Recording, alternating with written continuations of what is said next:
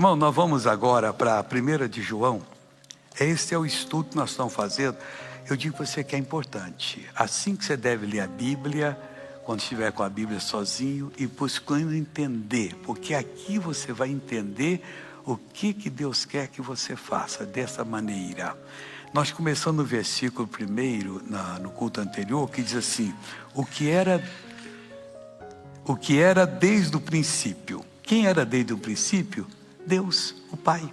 Sempre foi. O que era desde o princípio, o que vimos com os nossos olhos. Então vamos entender isso aqui. Quem era desde o princípio? Deus. Mas Deus se compõe de 3 pessoas, certo? O Pai, o Filho e o Espírito Santo. Jesus é o Filho de Deus. Quando ele veio aqui, não veio passear. Não veio para mostrar que ele era o tal. Não, ele deixou toda a sua glória para poder vir aqui no mundo, e teria ele que nascer de uma mulher. Porque lá em João capítulo 10, ele falou disso. Vamos para João 10 aqui, que você vai entender, eu já volto para aqui agora. João 10 diz da seguinte maneira. Ô João, cadê você? 10. Versículo 1. Na verdade vos digo, que aquele que não entra pela porta no curral das ovelhas. Qual é o curral das ovelhas? Aqui o planeta Terra. É a nossa casa. Deus colocou a gente aqui. Nós não somos de Marte, não somos do Saturno, não somos de lugar nenhum. O homem, o ser humano, é daqui da Terra. Na verdade vos digo, que aquele que não entra pela porta no curral da ovelha, mas só por outra parte, é ladrão e salteador. Jesus não é. Porque ele se despiu das suas prerrogativas de Deus. Filho e o Pai são Deus. Cada um é Deus. Mas trabalham nisso, os 3. Filho, Pai, Filho e Espírito Santo. Então ele se reduziu uma sementinha como aquela que me gerou, que gerou você. E o Espírito Santo plantou no ventre da Maria, da Virgem. E ela então concebeu. Levou 9 meses, igual qualquer nascimento normal. Aí ela deu ele à luz, teve Jesus. Ele nasceu como de nós. Ele pode viver aqui porque não é intruso nem salteador. Ele é carne da nossa carne. O diabo não. O diabo entrou no mundo por mentir a Adão e Eva. E aí eles comeram do fruto proibido, que era um fruto mesmo. Primeiro foi Eva que comeu. Ela saiu ali, chegou, olhou o fruto, ficou encantada com ele. Nossa! Esse fruto é bom para se comer, tentação na carne. É agradável aos olhos, tentação na alma. É desejável para dar entendimento. Quem dá entendimento é Deus. Aí foi e comeu do fruto. Na hora que ela comeu, saiu procurando o Adão para dar uma notícia, porque ela não tinha morrido. Deus falou que ia morrer. O Adão deve ter dito: Eva, misericórdia, por que você comeu desse fruto? Você vai morrer. Você está falando com uma defunta? Não. Então, isso é história fiada. Deus não conta história fiada. Deus só fala a verdade. Aí o Adão comeu. Ela estava envolvida pelo demônio, porque conversou com a serpente. Aquela foi a primeira sessão espírita que houve na terra. O diabo manifestou nela. E ali conversou com Eva e enganou a Eva. Mas Adão não foi enganado. Comeu consciente. Por isso que a Bíblia fala do pecado de Adão e não do pecado de Eva. Sendo que ela comeu primeiro. Enganada, não tinha completa noção, mas Adão tinha. Aí naquela hora, ele foi desligado de Deus. Morreu espiritualmente. Não tinha mais contato com Deus. A morte espiritual é a separação de Deus. Aí veio Jesus, que era o Filho, mas ele também ia morrer espiritualmente. Na cruz morreu 2 vezes. Quando os nossos pecados foram colocados sobre ele, o que fez o Pai? O abandonou e foi embora. Por quê? Porque o Pai é santidade da santidade, chega a ser um fogo consumidor. Ele ia destruir Jesus. Ele gritou: meu Pai, por que me abandonaste? No pior momento. E o Pai foi embora. Ficou sozinho. Isaías 63, do versículo 1 ao 5, fala o que aconteceu. Ali fala que ele entrou em Bósra, capital do reino de Edom. Mas aquilo ali era simbólico. Ele estava entrando no inferno, sozinho, sem um anjo. Aí morreu primeiro assim, espiritualmente. Em seguida, ele viu que tudo estava sobre ele, não tinha nada, não tinha uma vírgulazinha para sofrer que não estivesse sobre ele. Tudo, até o pingo do i, que eu me disse, tinha que ser cumprido. Aí ele gritou: está consumado, acabado, terminou a obra. Sabe o que ele fez em seguida? Inclinou a cabeça, rendeu o espírito e morreu fisicamente. Aí naquele momento que ele morreu, o que ocorreu? Ele foi sepultado fisicamente e o espírito desceu ao inferno. 3 dias. Ele lutou com o diabo, tomando do diabo tudo aquilo que o diabo tinha para colocar em mim e colocar em você, em todos nós. Ele sofreu. E quando ele sofreu, viu que tudo estava sobre ele. O Espírito Santo desceu lá no inferno, agora é Efésios 2:1, e vivificou Jesus. Tem gente que diz que Jesus não morreu espiritualmente. Como é que ele foi vivificado? Se ele estava vivo, não tinha que ser vivificado. Podia ser melhorado, abençoado. Não, estava morto. E na hora que ele vivificou Jesus, pula para o versículo 5 de Efésios 2. Nós fomos vivificados juntamente com ele. E nele, versículo 10 aí de Efésios 2, diz que nós somos feitura sua, criados em Cristo Jesus. Irmão, nós estávamos mortos, aí Deus nos recriou em Cristo Jesus.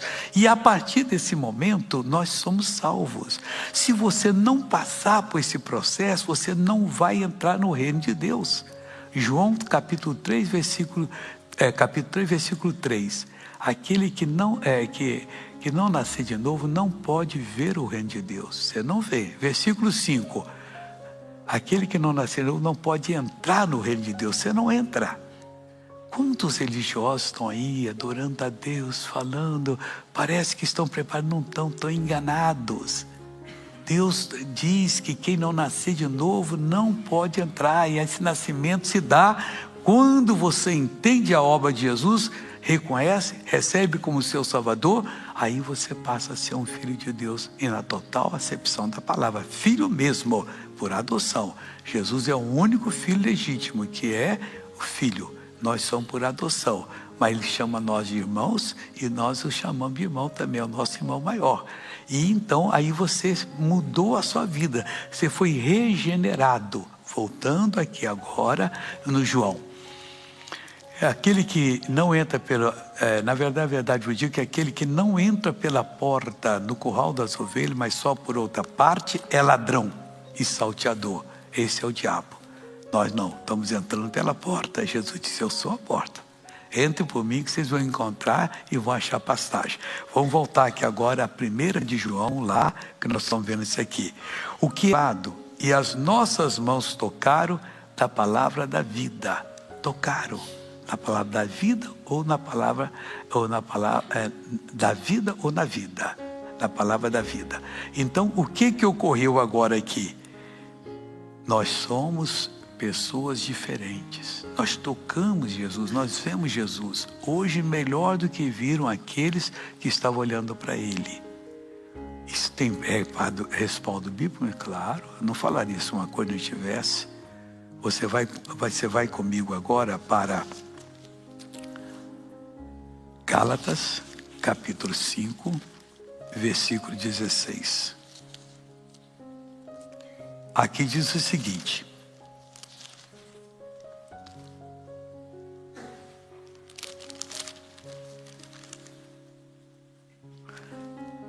Gálatas, não é Gálatas, 2 Coríntios 5,16.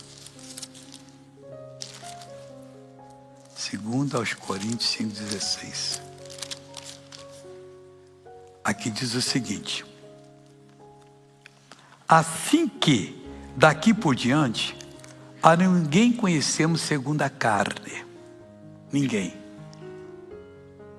Presta atenção. E ainda que também temos conhecido Cristo segundo a carne, contudo agora já não o conhecemos desse modo. Como é que nós conhecemos? O eterno verbo de Deus. A palavra de Deus. Quando você ouve a palavra, ela se abre, você teve um retrato de Jesus. Do jeito que Ele está se mostrando para você. para resolver o seu problema naquela palavra. Aí você segura aquela palavra, por ela você vai a Deus, por ela, e depois vai haver mais palavras também.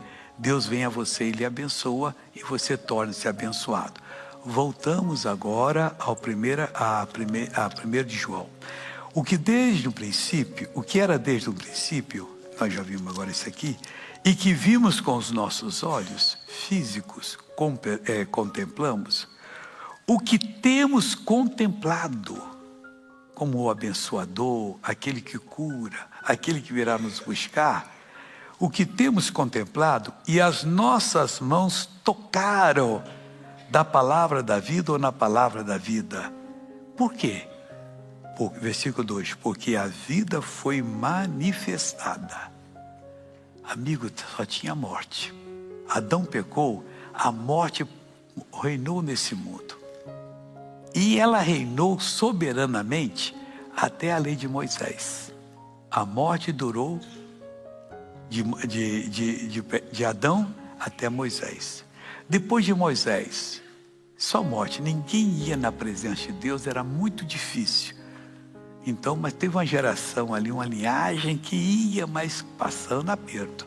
Aí depois da lei de Moisés, bastava cumprir todos os mandamentos. Difícil. Porque se você cumprisse 99 e tropeçasse num, você não entrava. Tinha que ser tudo. Aí veio os profetas e melhoraram a coisa. E veio depois Jesus. Esse veio para trazer o quê? A nova aliança. A nova aliança, ela é perfeita. Não devemos nada a ninguém. Quando você aceita o que Jesus fez por você, você não tem que basear na aliança de Moisés. Nem antes de Moisés, nem nos profetas. Claro que o que eles falaram nos ajudam. Mas nós entramos na presença de Deus porque nós passamos a ser parte da nova aliança. Onde está isso? Tiago 1:25. Tiago é um pouquinho antes aqui do João. É o Pedro, isso, 1:25. Presta atenção. Aquele, porém, que atenta bem para a lei perfeita da liberdade. Ela é chamada lei perfeita da liberdade. É a lei da cura divina. É a lei que faz a mulher estéril conseguir habilidade para dar luz. Que faz a pessoa com câncer ser curada. Que faz a pessoa aleijada andar. Isso é muito lindo. E nisso persevera, quer dizer, que atenta bem, não mal. Atentou mal, você não vai conseguir. Você tem que pôr toda a sua ação ali naquilo que você está aprendendo. E nisso persevera e tem que perseverar nisso. Não sendo ouvinte esquecido, que amanhã já não lembro de mais nada, mas não, eu vou buscar e vou ficar. Mas fazedor da obra. Quando eu digo que eu não sou religioso, eu sou praticante da palavra, quero fazer a obra. Esse que está aqui na nova aliança aqui, olha. Esse tal será bem-aventurado no seu feito, porque a lei é perfeita da liberdade e você consegue essa capacidade. E Deus abençoa você.